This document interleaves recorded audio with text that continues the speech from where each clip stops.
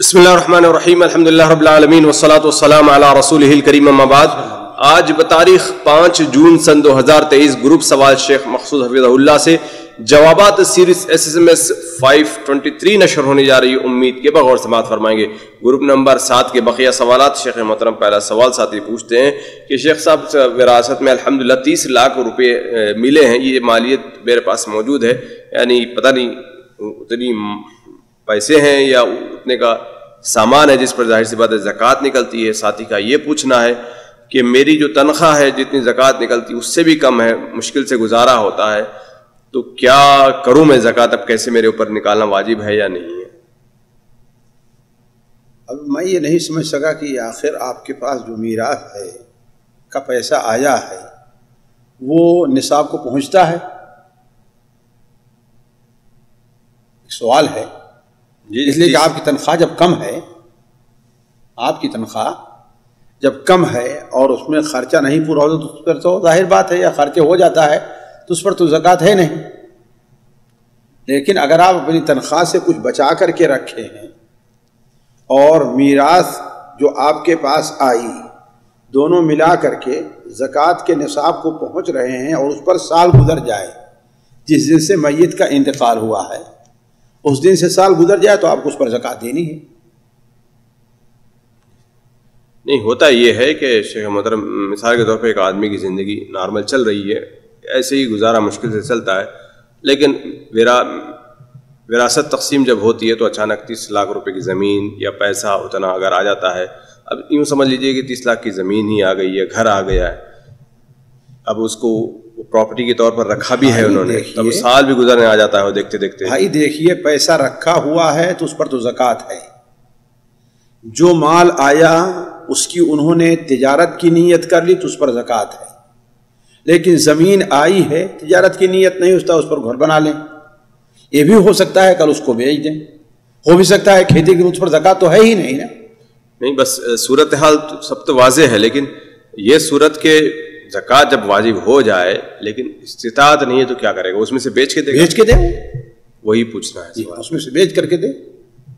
دیکھیے، یہ زکوٰۃ ایک مقدار کو پہنچ جانے پر اور چند شروط کے ساتھ واجب ہے۔ اب یہ ضروری نہیں ہے کہ آپ کا خرچ اس سے پورا ہو رہا ہے کہ نہیں پورا ہو رہا ہے۔ اب مثال کے طور پر آپ کے پاس ایک کھیت ہے، اس میں اتنی مقدار میں غلہ پیدا ہوتا ہے جتنی مقدار میں اس پر زکوٰۃ ہے، تو آپ کو زکوٰۃ دینی ہے، اگرچہ آپ کو اس غلے کے علاوہ دوسرا غلہ آپ کو خریدنا پڑ رہا ہے۔ جی جی، اگلا سوال ہے، جیسے اس سے قریب سے سوال بھی گزر چکا، ساتھی پوچھتے ہیں کہ شیخ محترم میرا بیٹا ہے، وہ کہتا ہے کہ فرض نماز کافی ہے اور وہ گھر میں پڑھ لینا بھی کافی ہے، وہ سنتوں کا اہتمام نہیں کرتا اور گھر میں ہی پڑھ لیتا ہے، تو اس کو کیسے سمجھایا جائے؟ بھائی دیکھیے، جہاں تک کافی ہونے کا تعلق ہے، فرض نماز اگر کوئی ادا کرتا ہے تو اس کے اوپر نماز چھوڑنے کا گناہ نہیں ہے، لیکن گھر میں پڑھ لینا یہ کافی نہیں ہے۔ اگر مسجد قریب ہے، پاس پڑوس میں مسجد ہے، جس کو عرف میں دور نہیں سمجھا جاتا اور آدمی پہنچ سکتا ہے، ظاہر بات جماعت سے نماز پڑھنا واجب ہے، جماعت سے نماز پڑھنا واجب ہے۔ وَارْكَعُوا مَعَ راکعین، اس کے علاوہ نبی کریم صلی اللہ علیہ وسلم کی حدیثیں اس سلسلے میں بہت زیادہ ہیں۔ آپ صلی اللہ علیہ وسلم کا وہ جیسے بوڑھے جو عبداللہ بن مکتوم نابینا آئے تھے، انہوں نے کہا اے اللہ کے رسول صلی اللہ علیہ وسلم، میں نابینا ہوں، میرے آپ کے بیچ میں ایک وادی ہے، مجھے کوئی لانے والا نہیں موجود ہے کہ نہیں ہے، میں اذان سنتا ہوں۔ تو آپ نے اولاً تو کہا اجازت ہے، دوبارہ آپ نے پوچھا کیا تم اذان سنتے ہو؟ تو آپ نے کہا پھر لا اجد لک رخصہ، میں تمہارے لیے رخصت نہیں پاتا۔ تو یہ کہنا کہ ہاں بھائی جماعت کے بغیر بھی نماز ہو جاتی ہے، نماز ہو جاتی ہے، لیکن جماعت چھوڑنے کا اس کو گناہ ہوگا، جماعت کے چھوڑنے کا اس کو گناہ ہوگا۔ یہ تو حکم ایک عام شرع کے طور پر ہے، لیکن ہمیں یہ نہیں بھولنا چاہیے کہ شریعت نے ہمارے فائدے ہی کے لیے اور فرائض کے فائدے کے لیے اللہ تبارک و تعالیٰ نے اس کے آگے اور پیچھے کیا کچھ سنن کو بھی رکھے ہیں، جن کے اہتمام کا فائدہ یہ ہوگا کہ ہمارے فرائض میں کچھ کمی رہ جاتی ہے اور فعلاً رہ جاتی ہے، کوئی نہیں کہتا کہ ہم جیسے ہم سے مطالبہ ہے فریضہ ہم ویسے پورا ادا کر رہے ہیں، ہر ایک سے رہ جاتی ہے۔ اس نقص کو کس سے پورا کیا جائے گا؟ ظاہر بات سنن اور نوافل سے پورا کیا جائے گا، ہے کہ نہیں ہے؟ تو سنن اور نوافل کو چھوڑنا یہ انسان کے لیے خیر سے بہت بڑی محرومی کی دلیل ہے۔ اور میں تو کہتا ہوں کہ صرف یہ عبادت کے معاملے میں کون سوچتا ہے انسان، ان کے لیے صرف کپڑے کا معاملہ ہے کہ ہے نا، صرف یہاں سے لے کر کے اپنے ٹخنے سے نیچے تک پہننا واجب ہو جائے گا، ان کے اوپر کوئی گناہ نہیں اپنا کھولے ہوئے ہیں تو۔ لیکن کیوں بھائی؟ بنیان بھی ہونا چاہیے، اوپر سے شرٹ یا قمیض بھی ہونا چاہیے، اوپر سے کچھ اور ہونا چاہیے۔ آخر کیوں؟ عبادات کا معاملہ آتا ہے صرف فرائض پر دوڑتے ہیں، اور کھانے پینے کے پہننے کا مسئلہ ہے تو تمام تکمیلات کو اپنے ذہن میں رکھا جاتا ہے۔ تو اللہ تعالیٰ کا حق یا آخرت تو اس بات کا زیادہ حقدار ہے کہ اس کے بارے میں ہم سنن اور نوافل کا بھی اہتمام کریں۔ جی اگلا سوال ساتھی پوچھتے ہیں کہ شیخ محترم اگر کوئی لڑکی آفس جا کر جاب کرنا چاہے، یعنی جبکہ گھر میں مرد وغیرہ موجود ہیں، صرف یعنی سیلف ڈیپینڈ ہونے کے لیے کہ مجھے کسی مرد کی ضرورت نہ رہے، تو یہ نظریہ یا یہ سوچ اور اس سوچ کے ساتھ کام کرنا کیا حکم رکھتا ہے؟ بھائی دیکھیے، اگر آفس کے اندر شرعی حدود کا پاس و لحاظ رکھتی ہے، وہ شرعی حدود یعنی مرد و زن کا اختلاط نہیں ہونا چاہیے، وہاں پر پردہ ہونا چاہیے، اور شوہر کی اجازت ہونی چاہیے اگر شادی شدہ ہے تو، شادی شدہ نہیں ہے تو والدین کی اجازت ہونی چاہیے۔ ان شروط کے ساتھ جو اور بھی شرطیں ہیں، اگر کوئی عورت کام کرتی ہے ہم نہیں کہیں گے ناجائز اور حرام ہے، ناجائز اور حرام نہیں ہے، لیکن اگر باپ اجازت نہیں دیتا ہے یا شوہر اجازت نہیں دیتا تو اس کے لیے جائز نہیں ہے۔ جی شوہر کی تو بات سمجھ میں آتی ہے، یعنی والد کی بھی اجازت اتنی ضروری ہے؟ بالکل ضروری ہے، والد گھر سے نہیں جاتا نہ نکلے۔ اس میں جب اختلاف ہو جاتا ہے، مثال کے طور پر بڑا بھائی ہے وہ اجازت دے دیتا ہے لیکن باپ اجازت نہیں دیتا ہے، باپ کی اجازت ضروری ہے، ولی باپ ہے وہ ذمہ دار ہے، اللہ ہے کہ باپ خرچہ نہیں پورا کر رہا ہے، جو ضرورت ہے عام روٹین میں نہیں پورا کر رہا ہے تو ٹھیک ہے۔ جی جی ضرورت ہے تو بھی مختلف ہوا کرتی پھر بھائی ہم نے کہا عام روٹین کے مطابق وہ دیکھا جائے گا، ہر آدمی کی الگ الگ نہیں دیکھی جائے گی۔ عام روٹین میں ایک عورت کی ضرورت کیا اس کو مد نظر رکھے، ایک لڑکے کی ضرورت کیا اس کو مد نظر رکھے۔ جی یعنی اجازت ہو تو چاہے اس کو ضرورت ہو پیسے کی یا نہ ہو پھر بھی کر سکتی ہے، بالکل کر سکتی ہے۔ اللہ کے رسول صلی اللہ علیہ وسلم نے وہ صحابیہ جو عدت میں تھیں، آپ صلی اللہ علیہ وسلم نے کہا کہ جاؤ، یعنی کھیت میں توڑو گی کچھ صدقہ کرو گی وہ ہوگا تمہارا فائدہ ہوگا، ہے کہ نہیں؟ تو وہ چاہتی ہے ہماری صدقہ کرے، وہ چاہتی ہے کہ ہمارے بچے بھی کیا ہیں ہم یعنی بالکل آسانی وسعت کی زندگی بسر، ٹھیک ہے کوئی حرج نہیں۔ آج کل یہ نوکریوں میں شک جاب جو ہے اختلاط کا جو مسئلہ ہے، وہ اختلاط کس چیز قسم کا اختلاط؟ مثال کے طور پر کوئی آفس میں ہو وہاں تو پھر مردوں کا آنا اور جانا رہتا ہے، لیکن ساتھ میں آنا جانا اور نہیں ہے، جانا خلوہ اس کو کہتے ہیں شریعت کے اندر، کہ مرد عورت ایسی جگہ رہیں کہ ایک دوسرے کی سے آسانی سے بات کر سکیں، اس کو چھو سکیں، کوئی بات کر رہے ہیں تیسرا اس کے اوپر مطلع نہ ہو سکے، یہ خلوت ہے۔ اختلاط یہ ہے کہ مرد عورت سب ایک ساتھ جو ہے آپس میں کام، یہ ادھر کام کر رہے ہیں، ہے کہ نہیں ہے؟ وہاں پر عورت کی اپنی کوئی پرائیویسی نہیں ہے، احبت یہ چیز ناجائز ہو، کیوں؟ اس لیے کہ فتنے کا سبب ہے، اگر عورت کے لیے نہیں تو مرد کے لیے فتنے کا سبب ہے۔ جی لیکن وقتیہ طور پر آنا اور جانا نہیں، اس کا کوئی یعنی عورتوں کے لیے اپنا اپنا آفس ہے، اپنا کام کرنے کی جگہ ہے، اور مردوں کی اپنی کام کرنے کی جگہ ہے، لیکن مردوں کے پاس عورتیں آ جاتی ہیں، عورتوں کے پاس مردے چلے جاتے ہیں کسی کام کی وجہ سے، یہ کوئی حرج کی بات نہیں۔ جی اگلا سوال ہے، ساتھی پوچھتے ہیں شیخ محترم جیسے کہ بچپن میں ہم اے فار ایپل وغیرہ سیکھا کرتے تھے، فوٹو تصویر سامنے ہوتی تھی اور ہمیں معنی سمجھ میں آیا، لیکن نورانی قاعدہ جب پڑھایا گیا تو وہاں پر نہ کوئی فوٹو تھی نہ تصویر تھی، تو ایسا کیوں کیا گیا تعلیم کے ساتھ؟ اللہ کے بندے قرآن میں کون سی تصویر کس کی رکھے ہیں؟ قرآن جنت کی تصویر لے آئیں گے، جہنم کے لے آئیں گے، فرشتوں کے لے آئیں گے، اللہ تعالیٰ کے لے آئیں گے، کس کی لے آئیں گے تصویر؟ اور اردو میں جو پڑھایا جاتا ہے ظاہر بات اردو میں تین چیزوں کا اہتمام ہوا کرتا تھا نا، ہے کہ نا؟ ہے کہ نہیں رہتا تھا اس کا کیا؟ جی اور میں سمجھتا ہوں یہ تو میں نہیں سمجھتا کہ یہ معقول ہے لکھنے کے بعد، کیا صرف تصویر دیکھ کر کوئی انگلش جان جائے گا؟ اس کو انگلش آ جائے گی ایسے؟ جیسے کہ ہمیں قرآن سمجھ میں آ جائے گا. یہ کس زبان میں بات کر رہے ہیں اللہ عالم, ہے کہ نہیں ہے؟ کہ صرف تصویر دے دیا اور پوری انگلش لینگویج ان کو آ گئی, اور اگر طب کی کتاب ہے پورا اس کو انہوں نے سمجھ لیا انہوں نے. یہ کہیے کہ بچوں کے مزاج کے موافق ان کے لیے سمجھنے میں آسانی ہوتی ہے, اور اس کا اہتمام جو ہے اردو میں بھی کیا کرتے ہیں جی. عربی کی جو لغہ عربیہ ہے اس میں بھی اہتمام کیا کرتے ہیں جی.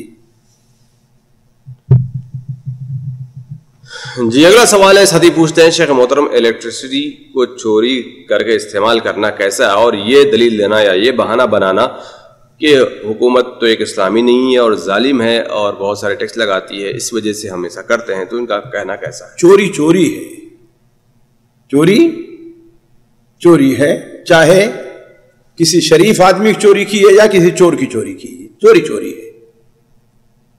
ہے کہ نہیں ہے؟ اللہ اسلام نے ہمیں جو اصول دیا ہے, اگر تمہارے اوپر ظالم حاکم مسلط ہیں ان کا حق دو, اور اگر تمہارا حق نہیں دیتے ہیں تو اس کے اللہ تعالیٰ سے سوال کرو اللہ نے آخرت کیوں بنائی ہے, اللہ نے آخرت کیوں بنائی ہے.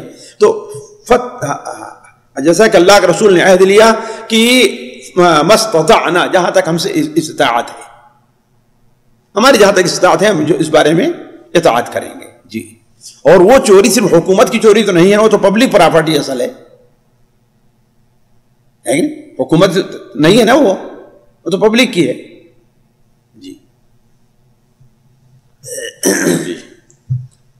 اگلا سوال ہے, ساتھی پوچھتے ہیں کہ شیخ محترم اکثر دیکھا جاتا ہے کہ ہر فرض نماز کے بعد ہمارے پاس اجتماعی دعائیں ہوا کرتی ہیں.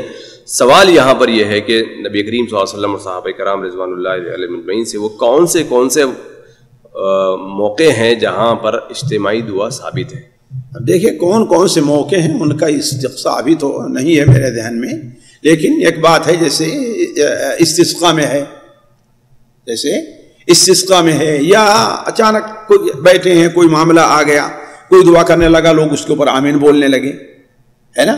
ایسے ہی کبھی سال میں کبھی آیا امام صاحب بیٹھے ہیں, ان کو شوق آیا کسی خاص موقع پر امت کے لیے دعا کرائیں, لوگوں نے ہاتھ اٹھا لیا, نماز کے بعد بھی تو کوئی حرج نہیں. لیکن ہمارے یہاں جو ایک عادت بنا لی گئی ہے, اور یہ سمجھا جاتا ہے کہ جب تک دعا نہ مانگی جائے اس وقت تک نماز گویا ختم ہی نہیں ہوتی ہے. حتیٰ کہ بعض جگہوں میں تو یہ ہے کہ اگر امام دعا نہ مانگے تو اسے نماز ہی نہیں پڑھانے دیں گے. یہ چیز تو اس میں تو کوئی شک نہیں, خود بہت سے علماء احناف کے نزدیک یہ بدعت ہے. معارف الحدیث میں منظور احمد نعمانی رحمہ اللہ نے, مولانا, انہوں نے تو لکھا ہے, کہا ہے ایک چیز اس کو بدلنے کی ضرورت ہے, اور پاکستان کے بعض علماء نے اس کے سخت موقف اختیار کیا ہے, کہا کہ یہ جو صورت حلمایا پیدا ہو گئی ہے یہ قطعاً غلط ہے جی.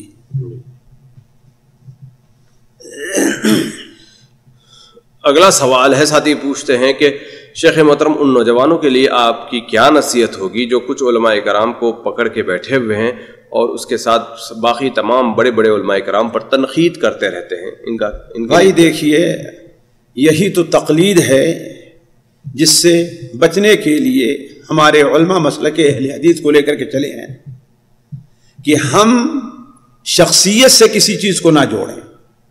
ہم کس چیز سے جوڑیں؟ حق سے جوڑیں. حق کیا ہے؟ کتاب اور سنت کیا ہے؟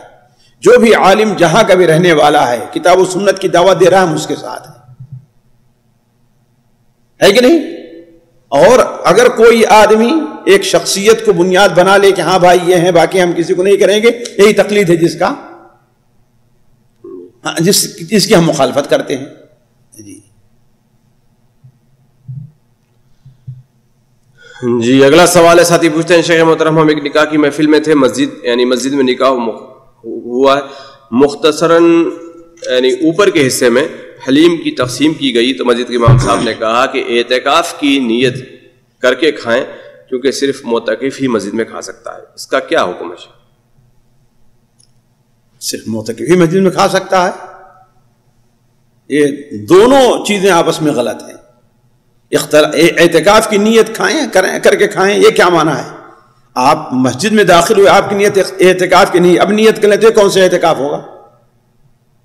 اور اعتکاف کے لیے ضروری ہے کہ ایک رات کا ایک دن کا ہو, ہے کہ نہیں ہے؟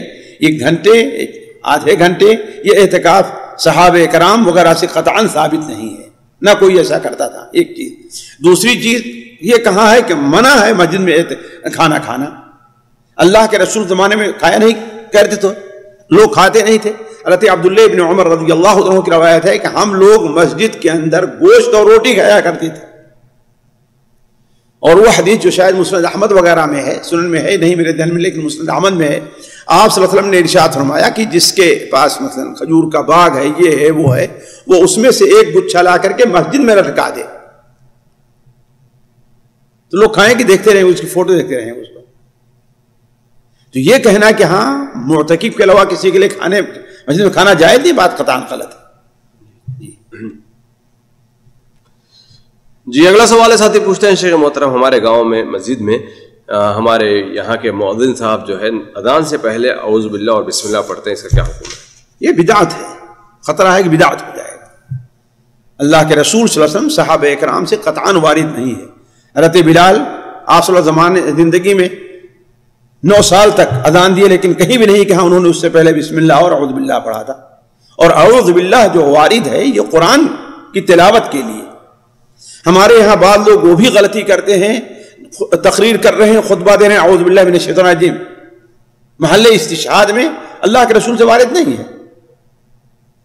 ہاں تلاوت کرنی ہے تو ٹھیک ہے، لیکن جہاں بطور شاہد کے پیش کرنا ہے خطبے کے دوران، وہاں بھی اعوذ باللہ نہیں ہے، آیت ہی پڑھنے، آیت پڑھیں صرف جیسے کہ اللہ تعالیٰ یہ فرماتا ہے، ہاں یہ کر دیا ڈائر، بسم اللہ بھی نہیں پڑھنا، نہیں بسم اللہ ہی میں نہیں پڑھنا، اللہ ہے کہ بسم اللہ شروع صورت سے پڑھ رہے ہیں، آپ کو ضرورت ہے، وہاں اس کی ضرورت حاجت ہے، ٹھیک ہے جی۔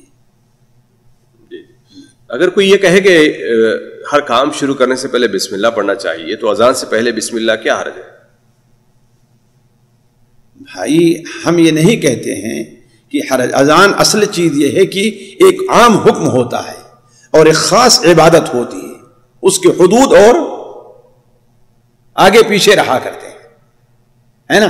آپ ٹھیک ہے، آپ کوئی دنیاوی کام کرنے جا رہے ہیں، یہ ہے ٹھیک، لیکن یہ ہے کہ اذان، کیا اللہ حضرت بلال جب اذان دیتے تھے تو بسم اللہ پڑھتے تھے؟ اللہ کے رسول صلی اللہ علیہ وسلم تکبیر کہنے لگے بسم اللہ اللہ اکبر، کیا کہا آپ نے؟ تو یہی تو ہے، جو چیز جہاں پر کی گئی وہاں پر کرنا اس کا سنت ہے، اور جہاں چھوڑ دیا گیا وہاں اس کا چھوڑنا سنت ہے جی۔ اگلا سوال ہے، ساتھی پوچھتے ہیں کہ نماز میں سینے پر ہاتھ باندھنے والی روایت کو عرب علماء جن میں ابن باز رحمہ اللہ، شیخ صالح الفوزان وغیرہ ضعیف کہتے ہیں، اور ان کی نزدیک سیدنا علی رضی اللہ عنہ والی روایت جس میں ہاتھ ناف پر یا نیچے باندھنے کا حکم ہے، اس روایت کو عرب علماء و مشائخ صحیح کہتے ہیں، تو اس سلسلے میں جھوٹ 100% جھوٹ۔ شیخ ابن باز نے اپنی کتاب ابھی اٹھا کے دیکھ لی، اگر یہاں پر تحفۃ الاخوان ہو تو سینے پر ہاتھ باندھنے کے لیے لکھا ہے، یہ ملخص الفقہی آپ کے یہاں سامنے رکھی ہے شیخ صالح الفوزان کی، اس میں جو نماز طریقہ لکھا ہے، کہا سینے پر ہاتھ باندھے، وہ رکھی ہے آپ کے یہاں، اٹھا کر دیکھ لیا، ابھی فوٹو لگا دی ہے اس پر جی۔ جی اگلا سوال ہے، ساتھی پوچھتے ہیں کہ شیخ محترم میں ہر سال زکوٰۃ دیتا ہوں، لیکن آج میرے پاس یعنی سوال یہ ہے کہ اگر کوئی شخص، کسی کا بھائی اگر زکوٰۃ دینے کا حقدار ہے، یعنی زکوٰۃ اس کے اوپر واجب ہوتی ہے، لیکن اس کے پاس زکوٰۃ دینے کے پیسے نہیں ہیں، اور اوپر سے اس کے پاس ابھی ضرورت پوری کرنے کے بھی پیسے نہیں ہیں، تو ایسی صورت میں کیا دوسرا بھائی اس کو زکوٰۃ دے سکتا ہے یا نہیں دے سکتا؟ بھائی کس چیز سے اس کے پاس زکوٰۃ دینے کی پہنچ رہی ہے، کس چیز سے؟ یعنی کوئی پراپرٹی ہوگی جس کی وجہ سے اس کے پاس زکوٰۃ کا وہ ذمہ دار ہے، یا مثال کے طور پر اب بیوی ہے، خود بیوی کا، یا اس کے پاس سونا ہے 7.5 تولہ سے زیادہ۔ دیکھیے جہاں تک سونے کا معاملہ ہے، بیوی کا ہے تو بیوی کا تو وہ بیوی اس کا نہیں ہے، وہ بیوی کا ہے اپنا، نہ وہ اس کا ذمہ دار ہے، بیوی اس کی ذمہ دار ہے۔ البتہ یہ ہے کہ اپنا سونا ہے تو یہ چیز کم سے کم میرے لیے محل نظر ہے کہ ایسا شک بچا کر رکھا ہوا اور لوگوں سے زکوٰۃ لیتے پھر رہا ہے۔ اپنے پاس سونا ہے اور لوگوں سے زکوٰۃ لیتے پھر رہا ہے، سوال ہے. ہاں یہ ہو سکتا ہے کہ پراپرٹی ہے اور وقت تو بک نہیں رہی ہے, وہ بیچنا چاہتا ہے لیکن مدی آ گئی ہے, ڈاؤن ہو گیا ہے, نہیں ہے تو ٹھیک ہے, ایسے شخص کو اس کی ضرورت کے لیے زکات دی جا سکتی ہے. جی. اسی کے قریب کا سوال ساتھی پوچھتے ہیں, شیخ محترم جیسے میں ہر سال زکات دیتا ہوں اور یہاں پر مسئلہ یہ ہوتا ہے کہ مثال کے طور پر 1 لاکھ روپیہ 2 لاکھ روپے آتے بھی ہیں اور سال ختم ہونے سے پہلے اس میں سے ختم ہو جاتے ہیں, پھر آتے ہیں, تو اس کی زکات کیسے نکالی جائے گی؟ بھائی اصول یہ ہے جیسا کہ حدیث میں بھی ہے, لا زکات فی مال حتی یحول علیہ الحول, کسی بھی مال پر زکات اس وقت تک نہیں جب تک کہ اس کے اوپر سال گزر جائے اور ختم ہو جائے, پاس نہیں ہے تو اس پر زکات ہی نہیں. زکات تو اس کے اوپر ہے کہ آپ نے بچا کر کے رکھا ہے اور شروع ایک مقدار ہے, اس پر جو ہے سال گزر گیا آپ اس کو دے دیجیے, لیکن جس مال پر سال گزر نہیں رہا ہے اس پر زکات نہیں ہے. جی اگلا سوال ہے, ساتھی پوچھتے ہیں کہ پبلک کا کام کرنے والے جیسے پوسٹ مین ہے, میونسپل کارپوریٹ صفائی کرنے والے لوگ, ان کو کیا پیسے دے سکتے ہیں یا نہیں؟ بھائی دیکھیے پوسٹ مین ہے, یہ جیسے مان یعنی اچھی تنخواہ, ان کو پیسے دینا یہ ایک رشوت کا معاملہ آ جاتا ہے. جی جی. کیوں؟ اس لیے کہ وہ اس سے اب آپ کا کام زیادہ کریں گے, دوسرے کے بجو نہیں دے اس بارے میں کوتاہی کریں گے, ہے کہ نہیں ہے؟ مانگے تب برا, اگر مانگے تو پھر بھی نہیں دینا چاہیے, اللہ کہ مجبور ہو جائے انسان کہ کیا کرے گا, ہمارا قرض سے خطی وغیرہ غائب کر دے گا, ورنہ نہیں دینا چاہیے. جی. اگلا سوال ہے, ساتھی پوچھتے ہیں کہ داڑھی نہ رکھنے کو کیا سزا دی جاتی ہے, اور ویسے ہی سنت نمازوں کو چھوڑنے والے پر کیا سزا ہے؟ بھائی دیکھیے داڑھی رکھنا واجب ہے, لیکن ہر واجب کے ترک پر کیا سزا متعین ہے یہ نہیں ہے. یہی کیا کم ہے کہ اس میں اللہ تعالیٰ کی نافرمانی ہے اور اللہ تعالیٰ گناہوں پر ایاک والمعصیہ فإن بالمعصیۃ حل سخط اللہ, تم گناہ سے پرہیز کرو, اس لیے کہ گناہ اللہ تعالیٰ کے غضب کو واجب کرتا ہے کہ نہیں؟ تو اصل چیز یہ ہے کہ اس کے اوپر گناہ ہے, اللہ تعالیٰ کیا سزا دے گا واللہ عالم. یہی کیا کم ہے کہ اس میں داڑھی چھلانے میں یہود اور نصارہ کی مشابہت پائی جا رہی ہے, مجوس اور غیر مسلم و کافروں کی مشابہت پائی جا رہی ہے, کیا کم ہے کہ نہیں؟ ومن تشبہ بقوم فہو منہم. اور جہاں تک سنت کا تعلق ہے, جیسا کہ ابھی اس سے پہلے ذکر کیا گیا, سنت کے چھوڑنے پر کوئی گناہ نہیں ہے, وہ انسان بہت خیر سے محروم ہے, البتہ اس پر کوئی گناہ نہیں ہے. جی اگلا سوال ساتھی پوچھتے ہیں کہ شیخ محترم اگر عورت کے 3 سال 4 کے روزے اگر چھوٹ گئے ہیں اور پتہ چلا کہ سال مکمل ہونے سے پہلے وہ روزے رکھ لینا چاہیے تھا, اب تو نہیں رکھا ہے, تو کیا روزہ یعنی قضا کرنے کے ساتھ ساتھ اس کے اوپر فدیہ دینا بھی واجب ہے یا نہیں؟ دیکھیے روزہ قضا کرنے کے ساتھ ساتھ فدیے کا جو معاملہ ہے وہ کسی حدیث سے ثابت نہیں ہے, لہذا واجب نہیں ہے. البتہ احتیاطاً اور استحبابی طور پر اگر کوئی دے دے فدیہ تو ٹھیک ہے, اس لیے کہ حضرت ابو ہریرہ رضی اللہ تعالی, حضرت عبد عباس, ان لوگوں سے بسند صحیح ثابت ہے یہ. جی. اگلا سوال کو سوالات خواتین گروپ سے شامل کیا جاتا ہے. پہلا سوال ہے, بہن پوچھتی ہے کہ شیخ محترم اگر کسی لیڈیز کے بیک میں پین ہو یعنی ڈسک وغیرہ میں کوئی پرابلم آ گیا ہو, اگر کسی بابا کے بارے میں پتہ چلے کہ وہ لکڑی لگا کے یعنی دم کرتے ہیں اور علاج کرتے ہیں, تو کیا ایسے بابا جو ہاتھ وغیرہ نہیں لگاتے ہیں تو علاج کرانا کیسا ہے؟ بھائی اگر وہ شرعی کلمات پڑھ کر کے دم کرتے ہیں, جائز دعائیں پڑھ کر کے دم کرتے ہیں, تو کوئی حرج نہیں, کوئی حرج نہیں ہے. الا یہ کہ کوئی ایسا بابا ہو جو فاسق اور فاجر جیسے رہا کرتے ہیں, نماز کا چھوڑنے والا ہے, جس بات جو ایسے بابا رہتے ہیں مزارات وغیرہ پر بیٹھے, ایسے لوگوں سے قطعاً ان کے بات نہیں جانا چاہیے, اس لیے کہ وہ لوگ اس سلسلے میں شیطان وغیرہ سے مدد دیتے ہیں. جی. اگلا سوال ہے, بہن پوچھتی ہے شیخ محترم جیسے کہ آج کل یعنی گھر کی بندش کرائی جاتی ہے, تو ایسے گھر میں رہنے کا کیا حکم ہے, کوئی نقصان تو نہیں؟ ٹھیک ہے, آپ کے پاس توڑ ہے تو آپ رہیے, آپ کے پاس اس کا توڑ ہے, آپ کا ایمان اتنا قوی ہے کہ اگرچہ بندش ہے لیکن آپ جائیں گے تو شیطان وہاں سے بھاگ کھڑا ہوگا. لیکن یہ کہ آپ ضعیف الایمان ہیں, کمزور ہیں, آپ نہیں تو اس طریقے سے آپ کے ایمان کے بگڑنے کا, ارے پھر اللہ افسوس کرنے کا نہ آئے ہو تو اچھا رہتا ہے کہ نہیں. تو اس سلسلے میں انسان کے اپنے عزم، اپنی قوت اور اپنے جو ہے دین ایمان اور اپنے اذکار وغیرہ کا بہت بڑا دخل ہے. جی جی.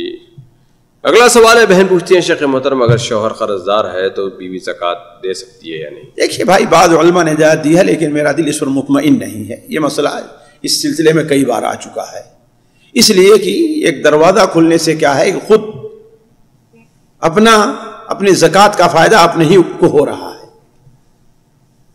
اپنی زکوٰۃ کا فائدہ اپنے کو ہو رہا ہے. جی واللہ اعلم.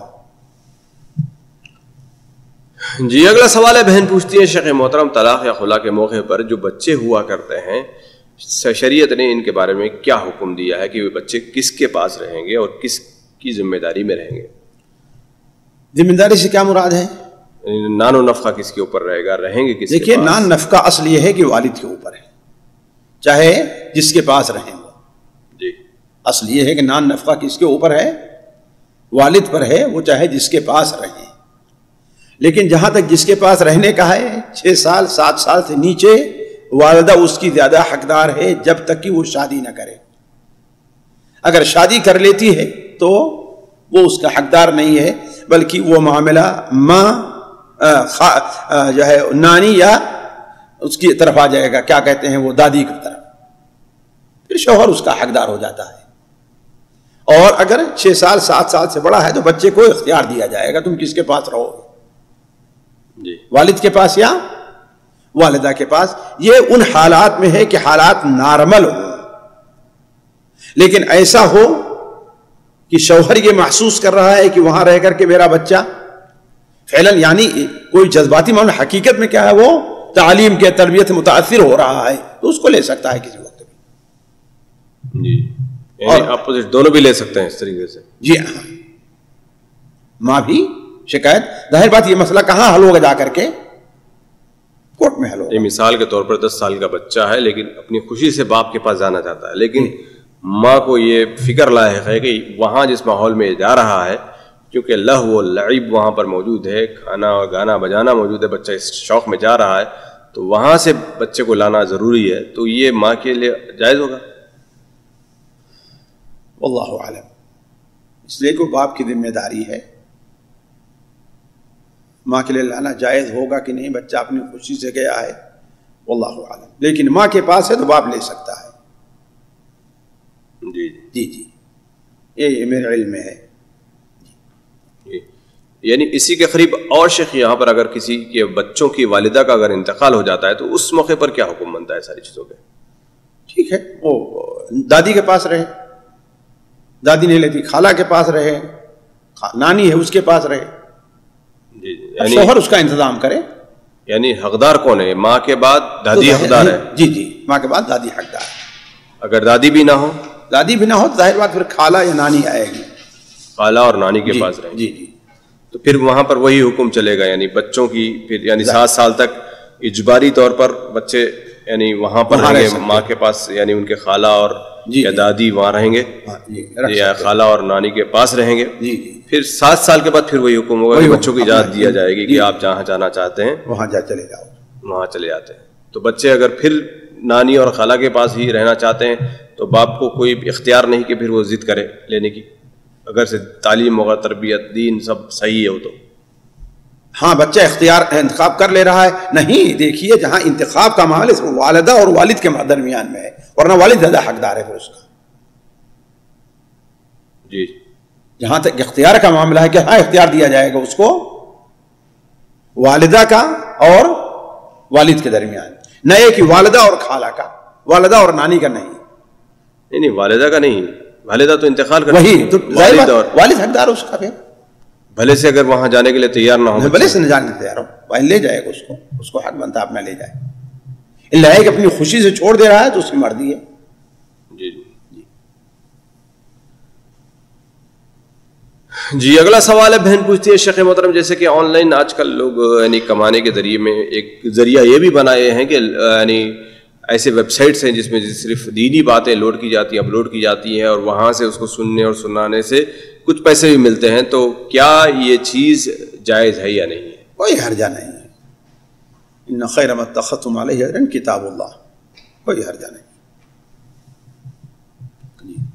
جی اگلا سوال ہے، بہن پوچھتی ہیں کہ شیخ محترم کسی کی بلی بیمار ہو گئی تھی لیکن انہوں نے جانور کے ڈاکٹر کے پاس لے جانے کے بجائے خود ہی علاج کیا اور انفیکشن ہو کر مر گئی ہے، تو اب ان کو بہت پچھتاوا ہے، تو انہیں کیا کرنا چاہیے؟ کچھ نہیں، استغفار کریں اللہ تعالیٰ سے، اللہ معاف کرے، ہے نا۔ اگلا سوال بہن پوچھتی ہیں کہ اگر کوئی انسان مسجد کے ایک دروازے سے داخل ہو کر بغیر رکے دوسرے دروازے سے نکل سکتا ہے؟ بھائی دیکھیے، آیا حاجت ہے کہ حاجت نہیں ہے؟ ایک سوال یہ ہے، آیا یہ حاجت ہے کہ حاجت نہیں ہے اس کی؟ اب مثال طور پر ایک شخص گیا مسجد میں داخل ہوا، دیکھا ایک دروازے پر نہیں ہے باتھ روم، ہے نا، کہاں باتھ روم ہے وہاں ہے، ٹھیک ہے جا، کوئی حرج نہیں۔ ایک شخص ہے جانا چاہتا ہے اس طرف سے اس طرف اور راستہ دوسرا ہے لیکن بڑی مشقت کا ہے، کافی دیر کا ہے، اس کے لیے پریشانی ہو سکتی، کوئی کام جلدی ہے چلا گیا تو کوئی حرج نہیں، لیکن بغیر کسی حاجت کے، بغیر کسی ضرورت کے اور زیادہ مشقت بھی نہیں ہے، جیسے آپ لوگوں کی مسجد کا معاملہ ہے، آگے سے نکل جائے، ہم لوگوں کی طرح نہیں ہے کہ ہم مسجد سے بالکل ملے، گھر ہیں اور گلیاں ہیں، ان کو بہت دور جانا پڑے گا، ایک نہیں ہے، جیسے یہاں معاملہ ہے، تو اللہ کے رسول صلی اللہ علیہ وسلم نے، جیسے کہ طبرانی وغیرہ میں روایت ہے، آپ نے مسجد کو راستہ بنانے سے منع فرمایا ہے، مسجد کو راستہ بنا لینے سے منع فرمایا ہے کہ گھر سے گزرے، اللہ ہے کہ اگر گزرنا ہو جائے تو ٹھیک ہے، وضو کر کے جائے، 2 رکعت نماز پڑھے اور پھر جائے، جیسے حضرت عبداللہ ابن مسعود رضی اللہ تعالیٰ عنہ کا قول ہے۔ جی جو لوگ صرف دیکھنے کے لیے جاتے ہیں پھر ان کا کیا حکم ہوگا؟ مسجد دیکھنے کے لیے جاتے ہیں، اگر دیکھنے ہیں ظاہر بات ہے، اس وہاں پر بیٹھنا نہیں ہے، صرف دیکھ کر کے واپس چلے آئے تو انشاءاللہ کوئی حرج نہیں۔ پھر دیکھا کوئی قلعے کی مسجد ہے، فلاں کی مسجد ہے، ہاں اب ان چیزوں کا مسجد سے زیادہ حکم کیا ہے؟ میوزیم کا ہے، ان چیزوں کا حکم کیا ہو گیا ہے اب؟ مسجد زیادہ میوزیم کا ہو گیا ہے، وہاں تو 5 وقتہ جماعت بھی نہیں ہوا کرتی ہے، ایسی مسجدوں میں آپ جانتے ہیں۔ جی اگلا سوال ہے، بہن پوچھتی ہیں شیخ محترم اگر ایک مرد اپنی بیوی کو طلاق رجعت دے دے اور اس کے 1 یا 2 دن کے بعد فوت ہو جائے تو ایسی صورت میں عورت کتنی دیر تک عدت میں رہے گی، اور نیز کیا اس کی جائیداد میں اس کو حصہ ملے گا یا نہیں ملے گا؟ بالکل ملے گا، اور وہ اب نئے سرے سے 4 ماہ 10 دن کی عدت پوری کرے گی، وہ 4 ماہ، اس کے اوپر میں سمجھتا ہوں کہ علماء کا اجماع ہے، علماء کا اجماع ہے کہ وہ 4 مہینہ اب 10 دن کی عدت پوری کرے گی اور وہ میراث کی حقدار ہوگی طلاق رجعی میں۔ جی طلاق بائنہ اگر ہو تو نہیں، طلاق بائنہ میں نہیں ہے، عدت بھی نہیں ہے اس کے لیے، نہیں عدت اسے گزارنی پڑے گی، عدت وفات نہ، اللہ ہے کہ تو جب بیوی نہیں ہے تو گزارے گی۔ ہاں طلاق بائنہ ہے، طلاق مقلدہ ہے، تب اس کے اوپر نہ عدت ہے اور نہ وہ ہے میراث ہے، اللہ یہ کہ وہ اس نے مرض الموت میں اگر ایسے طلاق بانے دیا ہے تو اس کا اعتبار نہیں ہوگا، میراث سے بچنے کے لیے منہ محروم رکھنے اس کا اعتبار نہیں ہوگا۔ جی اگلا سوال ہے، بہن پوچھتی ہیں کہ شیخ محترم اگر کسی کو شک ہو کہ اس کے شوہر کی کمائی کا کچھ حصہ حلال نہیں ہے، یعنی شوہر کام کی کوئی چیز اٹھا کر گھر لے آئے ہیں یا انہوں نے فون استعمال کرتے ہیں کام کے اوقات میں، تو ایسی صورت میں اسے کیا کرنا چاہیے؟ نصیحت کرنی چاہیے، نصیحت کرے، ان کو سمجھائے، اور اگر نہیں مانتے ہیں تو اس کے لیے حلال ہے، اس کے لیے، اس لیے کہ اس کے اوپر کس کی ذمہ داری ہے؟ شوہر کے خرچ کی ذمہ داری ہے، اس کے لیے حلال ہے انشاءاللہ۔ یعنی کوئی ضرورت نہیں ہے کہ کچھ حصہ بھی نکال کے صدقہ کر دے؟ نہیں، اس کے حق میں نہیں، وہ مالک ہی نہیں ہے صدقہ کرے وہ، جی، اور صدقہ جو ہوتا ہے وہ جائز مال کا ہے، حرام مال کا صدقہ نہیں۔ نہیں مثال کے طور پر ہوتا ہے نا کہ اتنا ناجائز طریقے سے بھائی یہ اس میں ہے جہاں شبہات ہو اور غلطی سے آ گیا ہو، نہیں کہ جہاں جائے انسان چوری کرے، کیا ہو بھائی میں صدقہ کر دوں گا اتنا، جی جھوٹ بول کے مال کمائے، چلو وہ کرنا بھی اگر ہے تو وہ شوہر کا کام ہے، نہ کہ بیوی کا کام نہیں ہے۔ سامعین اکرام، ہمارے علمی اور عوامی دروس اور سوال و جواب کی مجلسوں سے آپ خود بھی مستفید ہوں اور اپنے دوست و احباب کے ساتھ بھی شیئر کریں۔ عین ممکن ہے کہ آپ کے شیئر سے کسی کی اصلاح اور آپ کے لیے صدقہ جاریہ بن جائے۔ واٹس ایپ پر اسلامک میسج حاصل کرنے کے لیے نمبر نوٹ فرمائیں: یعقوب عزیز 009665089590707। व्हाट्सएप सवाल जवाब ग्रुप में ऐड होने के लिए नंबर नोट फरमाएं, अब्दुलसलाम उमरी 009665026272622। नंबर भेजते हुए नाम और पता ज़रूर लिखें। इसी तरह हमारे यूट्यूब चैनल इस्लामी दावा को ज़रूर सब्सक्राइब करें ताकि हमारी हर नई और अहम वीडियो की इत्तला आपको फौरी हासिल हो जाए। तमाम दुरूस, मकालात और सवाल जवाब सीरीज़ के लिए हमारी मशहूर वेबसाइट www.islamidawa.com का मुशाहिदा करते रहें। अस्सलामु अलैकुम वरहमतुल्लाहि वबरकातुहू।